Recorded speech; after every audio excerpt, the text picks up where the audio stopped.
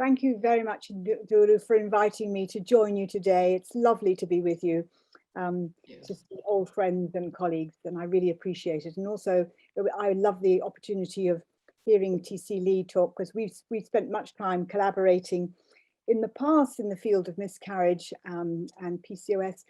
And also, we have the great pleasure now of sharing a younger trainee, a younger colleague who I think is destined for stardom. And I noticed, TC, you reference many of Sotirios Saravelos's papers with you, and I'm going to do the same. So you very, very kindly allowed me to do this live. So I hope that I can now share my screen, and I'm very much hoping that you will be able to see these slides now. Can you see those? Yes, please. Lovely. So you've asked me to come and contribute to this 6th annual conference, and I'm thrilled to say, Duru, you invited me to, I think, the 1st or the 2nd, and it's lovely to come back.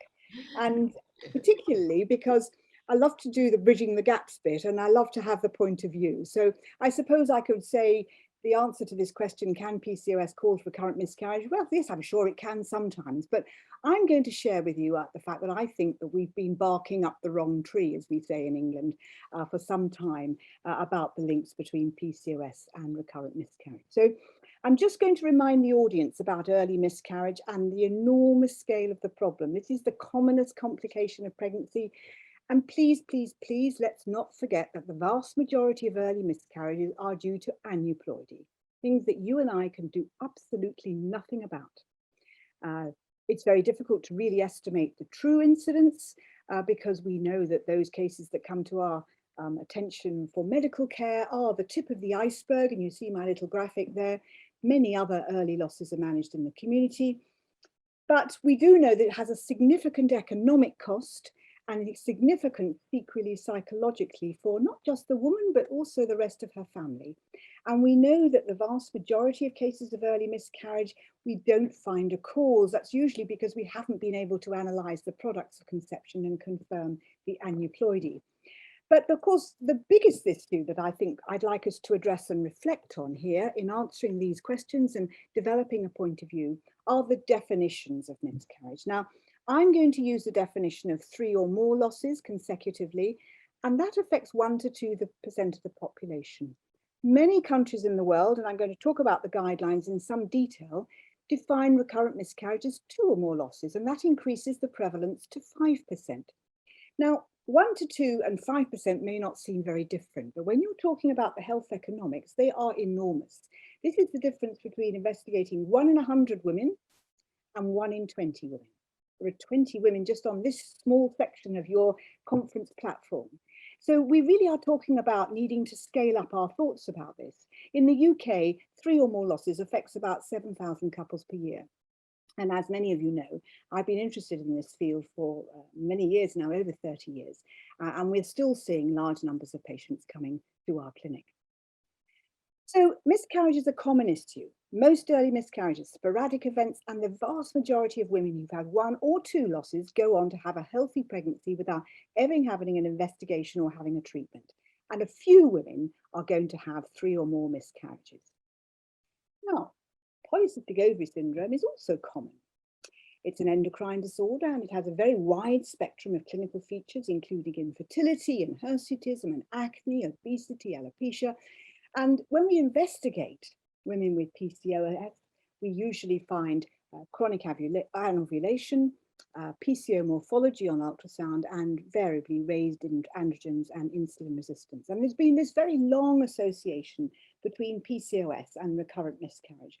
But what I want us to emphasize and look at in a bit more detail is that the prevalence of this common problem in women with this history of recurrent miscarriage has varied in the literature between 5% and 82%. Now, to have such a vast discrepancy in the outcomes means that we must be not looking at this correctly, or certainly imposing really strict criteria.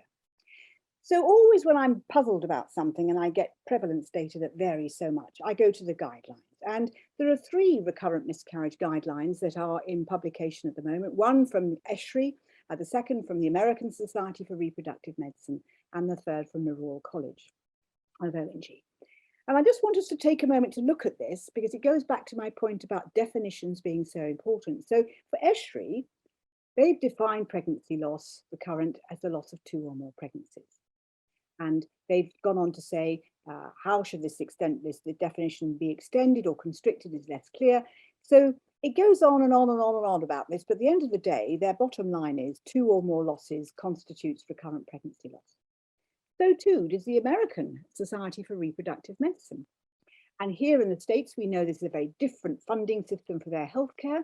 And they go on to say, they agree with me here, that it's estimated that about 5% of women will experience 2 consecutive miscarriages and only 1 experience for 3 or more. But that is their practice statement of 2012. And I gather there's one in the pipeline ready to be produced. And this, of course, comes with a very useful graph that in that practice committee published in Fertility and Sterility back at 2012. And here we're looking at the percentage of live births after 3, that's the red line, 4, that's the blue line, 5, that's the orange line, and 6 or more miscarriages, which is the green line, versus time elapsed from first consultation. So you'll see that the years elapsed after the date of the first consultation, it's really after 3 or more that the incidence of subsequent miscarriages and the chances of live birth start to reduce, which is another reason why I'm very supportive of this loss, the definition of a loss of 3 or more losses. And you will see that this is the green top guideline from the RCOG, openly available on the website. It's dated back to 2011. The update should have come out in 2019 or early 2020 and was halted by the pandemic. But fortunately, it is now in its final throes of development and about to be published. I think what it does as well makes me remind myself to emphasize to you that when we're looking at these differences in the guidelines, we very much have to take into account how different healthcare systems and cultural values influence the guidelines on how we treat women with recurrent miscarriage. And indeed, I was listening to the earlier session where Gamal Sarur and Fadi were both talking about how cultural issues affect the way that we go about providing assisted fertility treatment. So this is not a new concept. Just trying to move my slide on.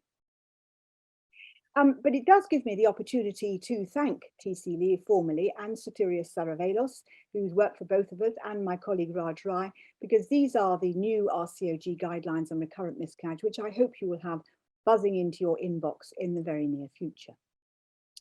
So why 3 or more?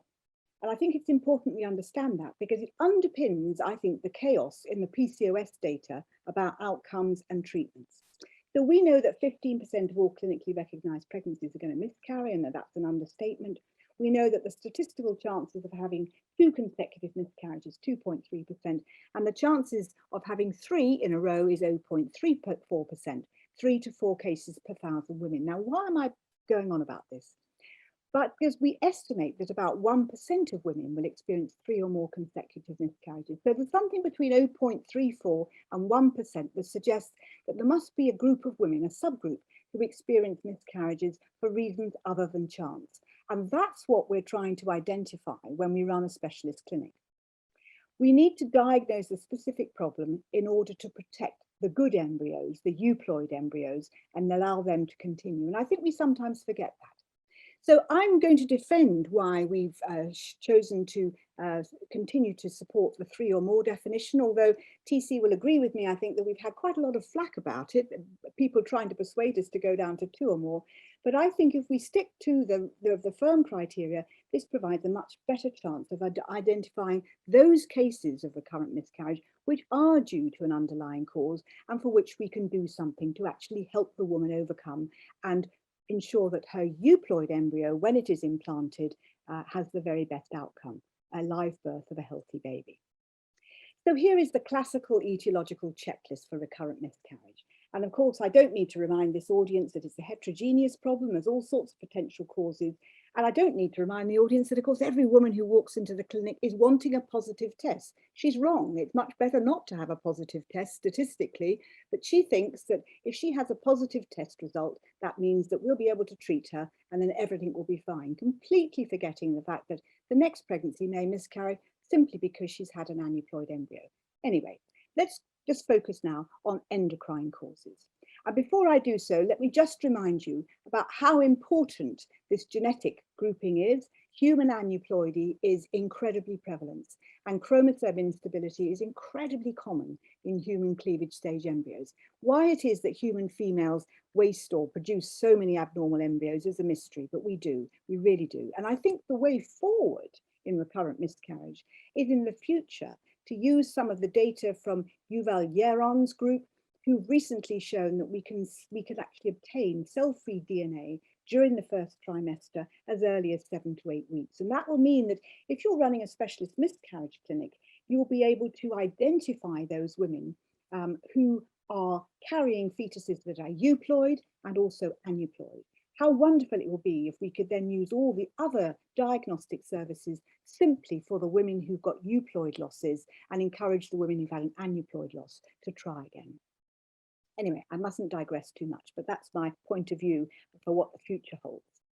So let's look at the prevalence of polycystic ovary syndrome and recurrent miscarriage. Well, the first report on PCO morphology came from Peggy Sagal in 1988. So it's over 34 years ago now.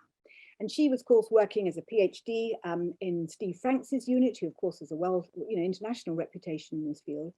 And then later studies reported the prevalence of PCOS in recurrent miscarriage women as varying from 5 to 81%. And here are some of the most important studies, of which TC is one of them. Raj Rai as well did another very important study, I think, but an enormous digression or diversity in those results. So there's something not consistent about all this. And indeed, there were no consistent criteria for diagnosing PCOS until we had the Rotterdam Consensus Workshop in 2003. So this is 15 years after Peggy Sagal's original paper. And in that consensus workshop, it was agreed that to have a diagnosis of PCOS, you needed 2 out of the 3 criteria, either oligo or anovulation, hyperandrogenism, and ultrasound evidence of PCO. Now, later studies suggested that the prevalence of PCOS in recurrent miscarriage women is similar to the general population, about 10%.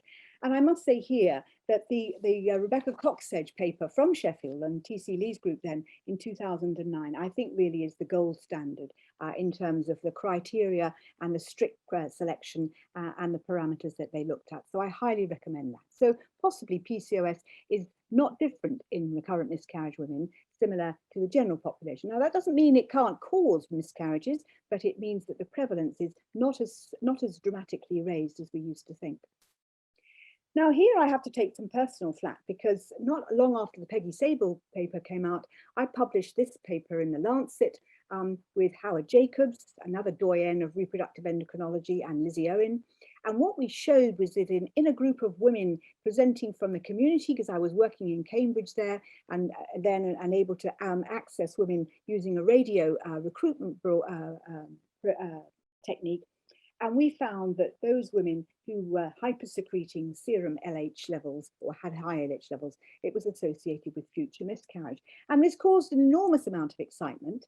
And in the subsequent years, during the 1990s, I think it's fair to say there were numerous reports, hundreds of reports about PCO morphology, raised serum LH, raised testosterone, all reporting to increase the risk of miscarriage.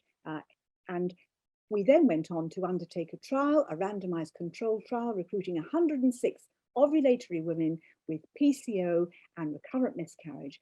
And what we showed in that study that Katie Clifford published in the BMJ from our group in 1996 was that actually suppressing LH in RM, recurrent miscarriage women with PCO, doesn't improve the live birth rate. It was very disappointing, but those were the facts. And I often think that negative trial results are sometimes more important than the positive ones. And subsequently, we went on to look at a much larger cohort of women with recurrent miscarriage presenting to the hospital at St Mary's. And this is Raj Rai's publication, which was called PCOS and Miscarriage, a Reappraisal, confirming that in actual fact, when you look at their large numbers and you carefully criteriarize with using the Rotterdam Consensus data and also the definition of miscarriage of being 3 or more losses, elevated testosterone levels are not associated with increased risk of miscarriage. Now, I strongly recommend to you this meta-analysis, which is a retrospective cohort study and a meta-analysis of those cohort studies looking at the prevalence and impact of PCOS in recurrent miscarriage. And it's from Dr. Mayhofer and colleagues from Vienna University and published in the J. Clin Med in 2020. And here you will see that they've very usefully taken very large quantities of data and very helpfully classified us. The top 4 reports, Peggy Sagal, Tulpala, Liddell, and Raj Rai, these are studies on polycystic ovarian morphology, so ultrasound evidence of polycystic ovaries.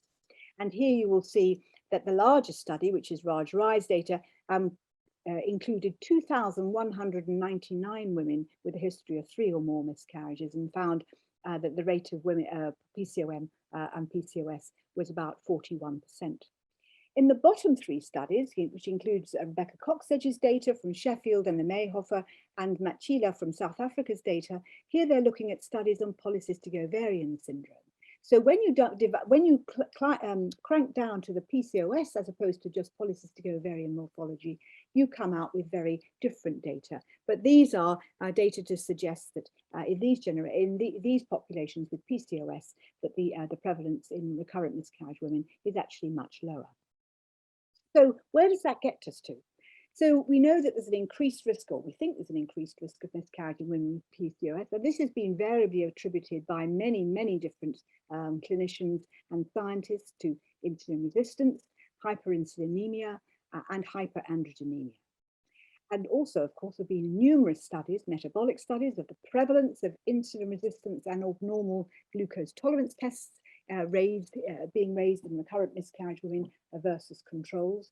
And also many, many studies of raised insulin resistance, androgens, and obesity, all having a very significant impact on reproductive outcomes, including miscarriage. And I hope that some of the audience will be picking up the fact that obesity, which is the new pandemic in our lives or globally, I think is one of the most important factors. And I think possibly this may have been the confusion between PCOS and recurrent miscarriage in the past. But I'm going to come back to that.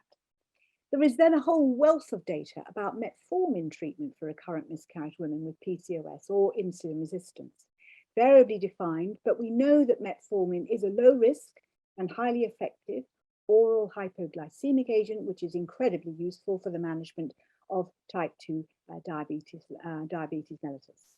We also know it's safe and effective for use during pregnancy, so for gestational diabetes mellitus. And there have been several studies which have reported an increased live birth in PCOS women with a history of recurrent miscarriage. But interestingly, no studies of women with recurrent miscarriage and PCOS. So I just want to emphasize that. Studies report an increase of live birth rate in PCOS women with a history of miscarriage, so retrospective studies. But when you look prospectively, there have been no studies showing that metformin improves outcome for women with RM and PCOS. So it all comes down to how you ascertain your study group and how you classify their problems. So if we go back to the guidelines, this is what the guidelines now say for endocrine factors in the RCOG guideline. Systemic endocrine disorders such as diabetes, thyroid disease, polycystic ovary syndrome have long been associated with recurrent miscarriage, but a causal link is unproven. And I've added in after 30 years of research. All the guidelines agree that diabetes is only a risk factor when it's uncontrolled. And indeed, I suspect that most of you are like me. If you've got an uncontrolled diabetic, they usually turn up at the fertility clinic as opposed to the miscarriage clinic. So then let's go back to our checklist and say, well, okay, we didn't do very well pursuing hormone levels and ovarian morphology. How about we think about a slightly different explanation for why PCOS and recurrent miscarriage have been linked? Could it possibly be due to thrombophilias? Now, why thrombophilias? And I think that's an important issue because this is something that we've really more recently come to understand, that thrombophilias are implicated in fetal loss. And there are 2 types. There's acquired, for example, the phospholipid syndrome, very well established cause of fetal loss and placental pathology. And then there's all the inherited thrombophilias, all the genetic abnormalities or gene mutations which can leave rise to a history of thrombosis or VTE, and then the more recent associations with fetal loss, preeclampsia, and growth restriction.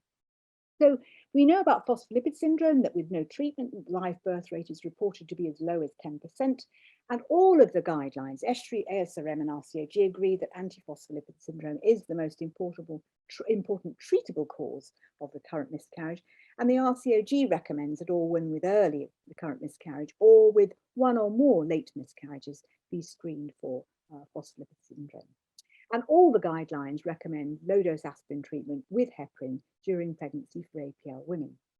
But I just want to remind you of this pregnancy survival chart with women who are treated with aspirin and heparin in the black line and the gestational ages along the bottom. You'll see that if they just get aspirin alone, that's the blue line, they don't do as well, and no treatment is the red line at the bottom. And then if I draw a line through here at 13 weeks, you'll see that after that time, things don't really change too much in terms of the live birth rate. So it's extraordinary, isn't it, that the aspirin and heparin, both of which are thought to be antithrombotic, appear to be having their major effect in the first trimester, which suggests to me that thrombosis is only a part of the story. There must be something else is going on, because as every ultrasound expert on this platform will know, there isn't an awful lot of blood flow going to that embryo in that first 13 weeks of pregnancy. So I think we've now understood that the thrombophilic disorders, or the acquired one, phospholipid syndrome, goes beyond thrombosis. It's maybe the most important treatable cause of recurrent miscarriage, but the mechanism is not just with blood clotting. It's about abnormal decidualization, abnormal trophoblast function, leading to poor invasion and hormone production, and effectively that the adverse effects on the embryo at implantation, the adverse effects on angiogenesis cause the real problem. And at the bottom here are the names of all of those PhD students who've done work on this in my lab and at Imperial over the years. And we've generally concluded that the heparin works by actually salvaging that placenta, probably by addressing all the inflammatory cytokines which occur in the endometrium in some of those women with recurrent miscarriage, which I'm going to come on to in a moment again, may actually be linked with obesity, which may be the most key factor in how PCOS and recurrent miscarriage have been linked in the past. There's a lot of other data out there about the genetic thrombophilias, the factor V Leiden one, because this increases a woman or a man, for that matter, lifetime risk of venous thrombotic events 5 to 7-fold. It's thought that in less than 50% of pregnancies, for the woman that's carrying it, there are signs of placental thrombosis or insufficiency in the later pregnancy. And it may be that it's the inheritance by that fetus of the gene mutation that dictates which pregnancies are going to have problems, but we've never been able to show that. And then there's the prothrombin gene mutation, a lower lifetime risk of about 2-fold of venous thrombotic events, similarly associated with later pregnancy complications. There's the MTHFR, which comes in 2 variants, and we now know that high-dose folic acid needs to be prescribed for women who are homozygous for the mutation because of their risks of venous thrombotic events. But the really interesting one, and the new kid on the block, if you like, I think is the plasminogen activator inhibitor, the PI1 4G, 5G mutation. And I think this is where there are significant links with polycystic ovaries. This mutation reduces the fibrinolytic ability endogenous in our blood system to get rid of small clots in the circulation. So I'm going to summarize by saying thrombin doesn't do well when it's on trophoblast, or rather trophoblast doesn't do well when it's exposed to thrombin. It increases angiogenesis, it increases trophoblast apoptosis or programmed cell death, and then it reduces trophoblast invasion, leading to defective implantation. And so I'm just going to summarize here some of the work that we've been doing using the thromboelastograph, which is a measure of whole blood hemostasis. And this is the graph that comes out of the thromboelastogram or TEG machine. You'll see that the first half of the graph is to do with the thrombotic pathways, and there are many. And the second half of the graph is to do with the fibrinolytic pathways. And of course, to get a clot or to get an increased risk of thrombosis, you don't have to just drive the prothrombosis pathway. You can also find yourself having reduced fibrinolysis, because of course it's a dynamic ongoing parallel. So here's a thromboelastogram taken from an anonymized patient here. And this is a normal result. And all I want you to do is to look at the graph and the envelope as it opens up and look at the pattern of the red in the middle. This is a normal result for a TEG machine in a woman with recurrent miscarriage. And then I'm going to move on now to a woman, whoops, it's gone too far, with a raised clot amplitude before or in early pregnancy.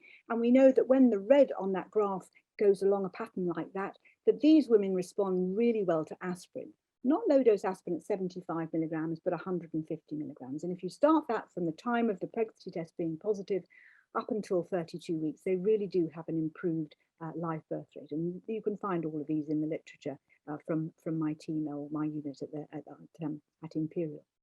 And then I want you to look at this next one. Now look, just remind me of what the raised MA looks like. And this looks very different. This is a woman who's got impaired fibrinolysis. This is where she's got prolonged LY30 and LY60 levels, and they're very reduced. And we often see these women, these pictures in those women presenting with recurrent miscarriage in whom we find polycystic ovarian morphology. Now, if you give women with impaired fibrinolysis aspirin, it does nothing for them. If you give them low molecular weight heparin, it significantly improves outcomes. So I can hope you can see how important it is to be identifying the right TEG results and giving the right treatment. But once again, I think this is the one in the polycystic ovary patients that is so important. And data that we're collecting at the moment is starting to suggest that this may also link with those women who are carrying that PI1 4G, 5G mutation, the plasminogen activator inhibitor, which does impair fibrinolysis. So I'm going to come to the end very shortly and just remind us that as clinicians, we're always facing challenges. Now, the latest challenge, I think, is the fact that the general public don't seem to have forgotten that fertility and miscarriage rates are effectively determined by age. And you will see, and this is a very old slide, how when maternal age starts to increase, the miscarriage rate goes up. And that's exactly the point at that interchange or that crossover just before 40, when fertility starts to decline significantly. And there have been very significant societal changes in human reproduction. We've got advancing maternal age at conception and advancing paternal age at conception. So here the mothers are in yellow and the fathers are in purple, but things are really changing significantly. And I do remember a day back in 2016 when I woke up to the Radio 4 Today programme to be told by the presenter that nowadays in the UK there are more babies born to mothers older than 35 years than less than 35 years. So things have been changing dramatically. And so I have women who are older and older and older coming along with, I think, chromosomally related miscarriages, wanting a magic cure for their repeated miscarriages in their 40s, not just their early 40s, but their late 40s as well. And then the other thing that I think is the really, really big challenge and is probably the key between PCOS and recurrent miscarriage is obesity.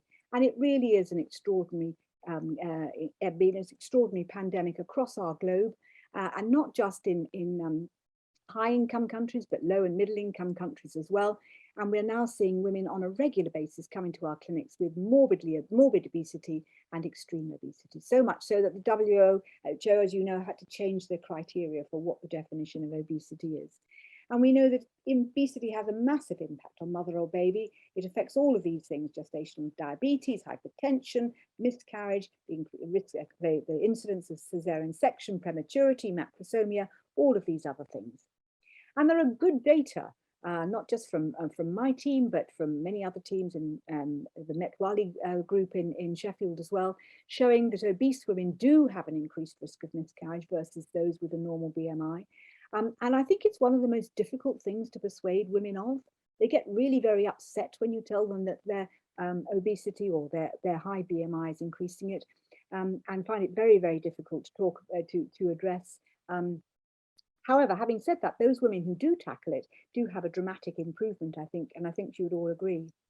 These are interesting data from Zephanie van der Spee's group in Grootskuur Hospital, and here they're looking at, and they're asking the question, is BMI the tip of the iceberg when we're looking at medical conditions associated with recurrent miscarriage?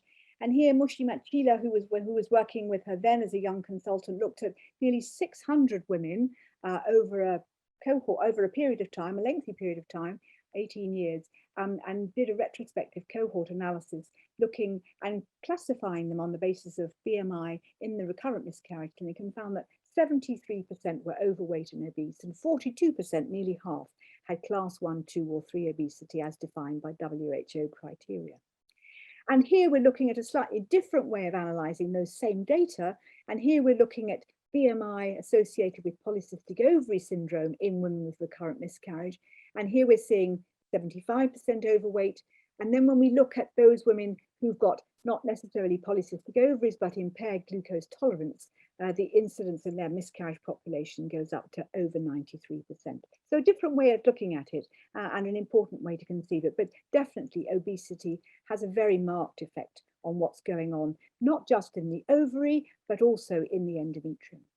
And that reminds me to just as I'm finishing to remind everybody that adverse pregnancy outcomes are on a spectrum and they all start with implantation. So the quality and depth of implantation at the early part of that first trimester of pregnancy is what is the blueprint for the later problems, the second trimester losses, the growth restriction, the stillbirths, the preeclampsia and the prematurity. So it's that first few weeks that's really important in the endometrium and where I think the obesity may be having such a major effect because of the pro-inflammatory markers. Now, I noticed that one of the speakers earlier in the thing, Alessandro Genesani, was talking about kisspeptin. And kisspeptin in pregnancy is very important. Miscarriage, as we know, is commonly associated with abnormal placentation, and kisspeptin is thought may regulate normal placentation. And we know that kisspeptin levels are dramatically elevated during normal pregnancy. And here you will see the plasma kisspeptin on the top line of this, or the top graph here, and the serum HCG levels on the bottom. So they're a much better indicator of an ongoing pregnancy than serum HCG levels, which is why it's important to use, if you're going to use kisspeptin levels, they're lower in asymptomatic pregnant women affected by miscarriage. And you can see this quite early on in the pregnancy, so it may be quite a useful predictor. Much more predictive for the occurrence of a subsequent miscarriage than serum HCG levels, and so future work is looked at enhancing surveillance or investigation that can possibly alter the course of miscarriage, and drugs that are being developed currently to see whether kisspeptin can be kick-started or elevated may actually alter the course of miscarriage. So I'm going to finish just by reminding you all that we did set up a national miscarriage centre funded by the Tommy's campaign, at which the universities of Warwick and Birmingham and Imperial College got together because we felt that there was far too long individual researchers have been doing things in their own backyard or own potting shed, as we said, or own laboratories, and we should pool our resources. The Imperial group have been charged with looking at microbiome studies. And as you know, the microbiome or the bugs in our lives, or our microbiome, play a key role in human health, especially reproductive health. And I love this picture from The Economist on the left-hand side of the slide saying, microbes maketh man, or perhaps we should say microbes maketh woman, because we know that 99% of our bodies are made up of microbes. That they are incredibly important, and we've actually shamefully neglected them for a very long time. But I think in the future, we will probably be using what's going on in the gut microbiome to predict miscarriage, and studies are underway now to see if women with polycystic ovarian morphology and with polycystic ovarian syndrome have different microbiomes, and possibly that may be a way in which we can go into and alter outcomes much more effectively going forward. So what's the point of having a dedicated clinic? Well, I think you need to identify women with an underlying cause and make sure you're comparing apples with apples, not apples with bananas or grapefruits. And you need to conduct prospective randomized controlled trials of sufficient power in order to determine optimal treatment measurements and avoid using treatments with no proven benefit. And without boring you to tears, of course, I could go back into many of those earlier studies in the 90s, which took small numbers of patients, tiny little studies in order to show whether a treatment worked or not. And if they didn't contain robust controls, there was never going to be any chance of proving whether it was of benefit or no benefit. So I think when you present with miscarriage, whether it be 1, 2, 3 or more, you've got real challenges as a patient. You've got the personal bias of the clinician that you happen to go and see. There's all that anecdotal evidence. You're running against your biological clock. You're emotionally vulnerable. You've now got the opportunity of looking all these things up on the World Wide Web and social media. And let's face it, that even in the most robust of places, couples can be really exploited by what's posted on the web. And of course, there's all that plethora of small uncontrolled studies which have come out with wild assertions, some of which I own up were mine back in the 80s and the 90s. And when we did larger studies, we found that we just couldn't substantiate them. So I was asked recently what was the most useful thing I'd done in my career. And I ended up concluding that it was writing this paperback book, which you can get on Amazon. I'm not doing a plug for it here because all the proceeds go back into the Miscarriage Research Unit. But it's a book an extensive book, and now in its 4th edition, aimed at women who are experiencing miscarriage, many or one, and just telling them what they need to know. And actually not telling them, oh, you shouldn't do this, or you shouldn't do that, or this doesn't work, but giving them the evidence and giving them the data, and then asking them, now that you've got that information, you need to go away and make a decision about what's right for you. And I think about the fact that if I've written more books like that, it would be more help to women's health across the globe than doing all those research studies and looking at all those molecules and test tubes. So I leave you on that note, and thank you very much again, Guru, for inviting me to join you this today. It's been a real pleasure to see you and to have the opportunity of chatting. Thank you.